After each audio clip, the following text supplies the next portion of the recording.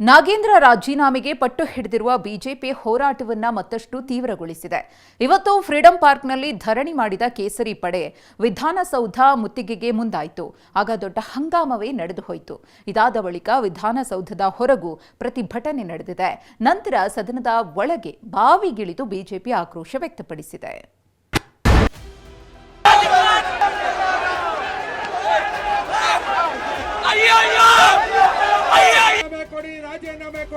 ಸದನದ ಹೊರಗೆ ಆಕ್ರೋಶ, ಒಳಗೂ ರೋಷಾವೇಶ. ನಾಗೇಂದ್ರ ವಜಾ ಮಾಡುವಂತೆ ಪಟ್ಟು, ಸಂಪುಟಕ್ಕೆ ಸೇರಿಕೊಂಡಿದ್ದಕ್ಕೆ ಸಿಟ್ಟು. ಸದನ ಶುರುವಾದಾಗಿನಿಂದ ರಾಜ್ಯ ಬಿಜೆಪಿ ನಾಗೇಂದ್ರ ವಿರುದ್ಧ ಸಮರದ ಕಹಳೆ ಮೊಳಗಿಸಿದೆ. ಕಳಂಕಿತರನ್ನ ಸಂಪುಟಕ್ಕೆ ಯಾಕೆ ಸೇರಿಸಿಕೊಂಡಿದ್ದು, ವಜಾ ಮಾಡಿ ಅಂತ ಆಕ್ರೋಶ ವ್ಯಕ್ತಪಡಿಸ್ತಾ ಇದೆ. ಸದನ ಆರಂಭಕ್ಕೂ ಮುನ್ನ ಇಂದು ಫ್ರೀಡಂ ಪಾರ್ಕ್ಗೆ ಎಂಟ್ರಿ ಕೊಟ್ಟ ಬಿಜೆಪಿ ನಾಯಕರು ನಾಗೇಂದ್ರ ರಾಜೀನಾಮೆಗೆ ಆಗ್ರಹಿಸಿ ಪ್ರತಿಭಟನೆ ಮಾಡಿದ್ರು. ಫ್ರೀಡಂ ಪಾರ್ಕ್ ಬಳಿ ದೊಡ್ಡ ಹೈಡ್ರಾಮವೇ ನಡೆಯಿತು. ನಾಗೇಂದ್ರ ಧಿಕ್ಕಾರ ಅಂತ ಘೋಷಣೆ ಕೂಗಿ ಬಿಜೆಪಿ ಕಾರ್ಯಕರ್ತರು ಗರಂ ಆದ್ರು.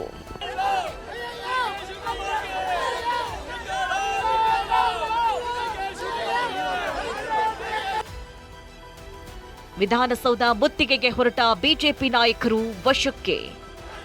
ಫ್ರೀಡಂ ಪಾರ್ಕ್ನಲ್ಲಿ ಪ್ರತಿಭಟನೆ ಬಳಿಕ ಬಿಜೆಪಿ ನಾಯಕರು ವಿಧಾನಸೌಧ ಮುತ್ತಿಗೆಗೆ ತೆರಳಿದ್ರು. ಆಗ ಪೊಲೀಸರು ಅವರನ್ನ ತಡೆದು ವಶಕ್ಕೆ ಪಡೆದ್ರು. ಇಷ್ಟಾದರೂ ವಿಧಾನಸೌಧದ ಹೊರಗೆ ಬಿಜೆಪಿ ಕಾರ್ಯಕರ್ತರು ಪ್ರತಿಭಟನೆ ಮಾಡಿದ್ರು. ಕಾಂಗ್ರೆಸ್ ಸರ್ಕಾರಕ್ಕೆ ಮಾನ ಮರ್ಯಾದೆ ಏನೂ ಇಲ್ಲ.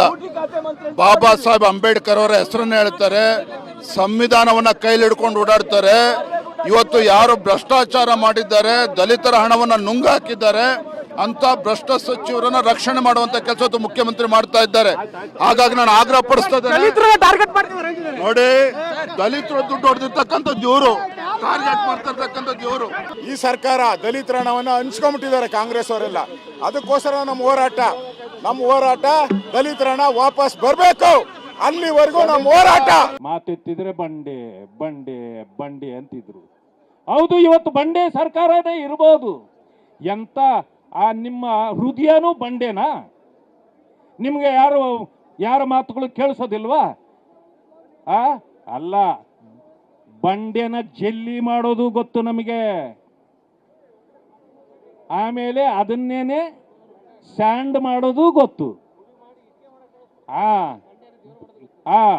ಅಷ್ಟೇ, ಅದೇ ಬಂಡೆ ಸೀಳಿ ದೇವರು ಮಾಡೋದು ನಮಗ್ ಗೊತ್ತು. ಇದು ಫ್ರೀಡಂ ಪಾರ್ಕ್ನಲ್ಲಿ ಹಂಗಾಮವಾದ್ರೆ ಸದನದಲ್ಲೂ ಇಂದು ಬಿಜೆಪಿ ಮೊದಲ ಬಾರಿ ಬಾವಿಗಿಳಿದು ಪ್ರತಿಭಟನೆ ಮಾಡಿದೆ.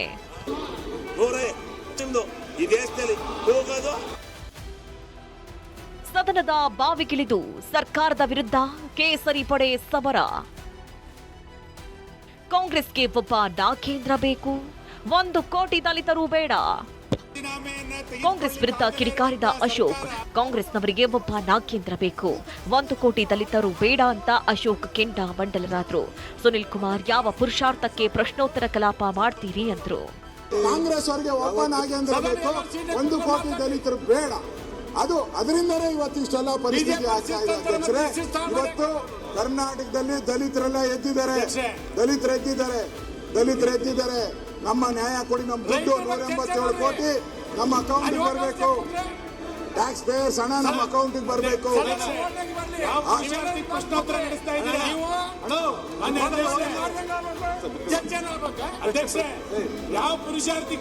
ನಡೆಸ್ತಾ ಇದ್ದೀರಾ ನೀವು?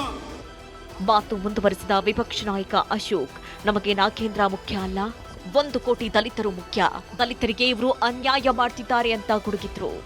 ನಮ್ಮ ಉದ್ದೇಶ ಇರ್ತಕ್ಕಂಥದ್ದು ನಾಗೇಂದ್ರ ಅಂತಲ್ಲ, ನಮ್ಮ ಉದ್ದೇಶ ಇರೋದು 1 ಕೋಟಿ ದಲಿತ ಇದಾರಲ್ಲ, ಅವ್ರು ಮುಖ್ಯ. ನಾಗೇಂದ್ರ ದಲಿತರನ್ನ ಅನ್ಯಾಯ ಮಾಡ್ತಾ ಇದ್ದಾರೆ, ಭ್ರಷ್ಟಾಚಾರ ಮಾಡ್ತಾ ಇದ್ದಾರೆ. 187 ಕೋಟಿಯನ್ನ ಕಾಂಗ್ರೆಸ್ನವರು ಹಂಚಿಕೊಂಡಿದ್ದಾರೆ ಎಂದ ಅಶೋಕ್. ಸದನದಲ್ಲೇ ಅಹೋರಾತ್ರಿ ಧರಣಿ ಘೋಷಿಸಿದ ವಿಪಕ್ಷ ನಾಯಕ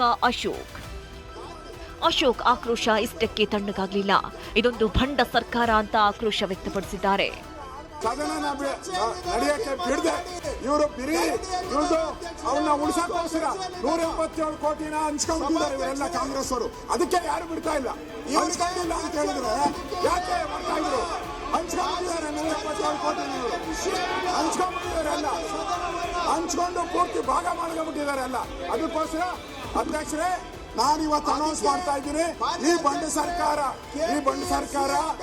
ಚರ್ಚೆ ಮಾಡಕ್ಕೆ ಅವಕಾಶ ಕೊಡದೇ ಇರೋದ್ರಿಂದ ನಾವು ಇವತ್ತು ಹಗಲು ರಾತ್ರಿ ಧರಣಿಯನ್ನ ಮಾಡ್ತೀರಿ. ಇವತ್ತು ಹಗಲು ರಾತ್ರಿ ಧರಣಿಯನ್ನ ಮಾಡ್ತೀರಿ, ಹಗಲು ರಾತ್ರಿ ಧರಣಿ.